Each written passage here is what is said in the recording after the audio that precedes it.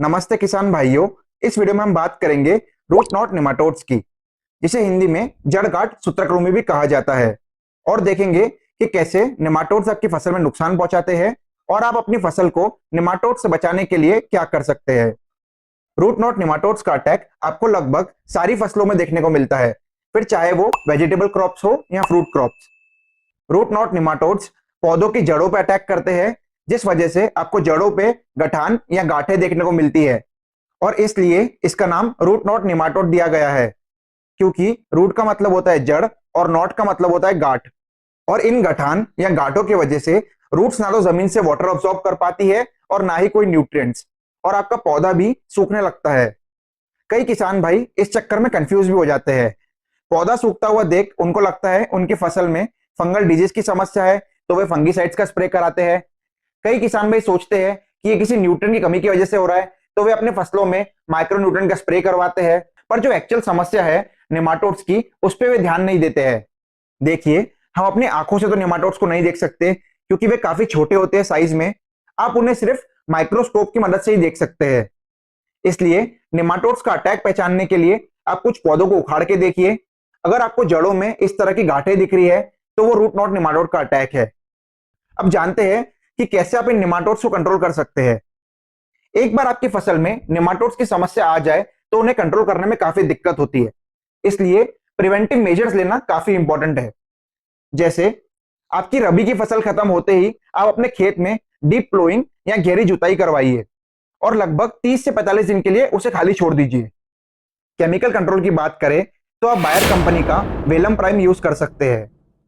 Welham prime का chemical composition है फ्लुओपाइरम 34.48% SC formulation में। फ्लुओपाइरम नेमाटोड्स के माइटोकॉन्ड्रिया पर अटैक करता है, जिस वजह से वो एनर्जी जनरेट नहीं कर पाते। एनर्जी ना होने की वजह से उनकी मूवमेंट पूरी तरीके से बंद हो जाती है, और इसी पैरालिसिस की वजह से वो अंत में मर जाते हैं। वेलम प्राइम आपको 500 ml देना है प्रति एकड़, ड्रेंचिंग या ड्रिप इरिगेशन के माध्यम से। अगर सही तरीके से वेलम प्राइम का उपयोग किया जाए तो मात्र 30 मिनट में ये अपना काम चालू कर देता है और 2 से 2.5 घंटे में नेमाटोड्स की पूरी एक्टिविटी रोक देता है। अब बायोलॉजिकल कंट्रोल की बात करें तो आप पेसिलोमाइसिस का उपयोग कर सकते हैं। पेसिलोमाइसिस एक प्रकार का फंगस है जो नेमाटोड को कंट्रोल करने में सक्षम है। यह मार्केट में धानुका कंपनी का नेमाटेक्स नाम से आता है, जिसमें पेसिलोमाइसिस लिलासिनस 1.15% वेटेबल पाउडर फॉर्म में मौजूद होता है। अगर आपको धानुका कंपनी का नेमाटेक्स नहीं भी मिलता है तो आप किसी और कंपनी का भी पेसिलोमाइसिस यूज कर सकते हैं। नेमाटेक्स आपको 2 किलो देना है प्रति एकड़, ड्रिप या ड्रेंचिंग के माध्यम से। पेसिलोमाइसिस नेमाटोड्स को तो कंट्रोल करता ही है, पर साथ साथ में व्हाइट ग्रब्स, जिसे हम सफेद लट भी कहते हैं, और टर्माइट्स या दीमक को भी कंट्रोल करने में सक्षम है।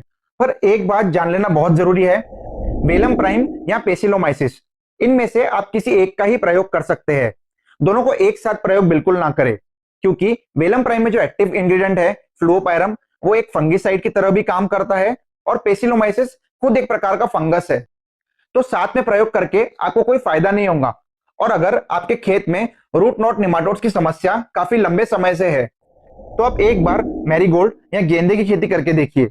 मैरीगोल्ड या गेंदे की जड़ों से कुछ ऐसे केमिकल्स या कंपाउंड्स रिलीज होते हैं जो नेमाटोड्स को कंट्रोल करने में सक्षम है, और वो उनकी पॉपुलेशन को आगे नहीं बढ़ने देते।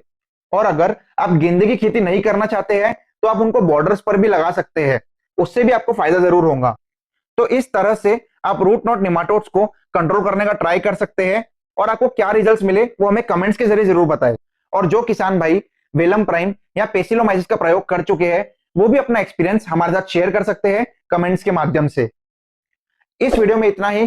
चैनल पे नए हैं तो जरूर सब्सक्राइब करें। मिलते हैं अगली वीडियो में। जय जवान जय किसान।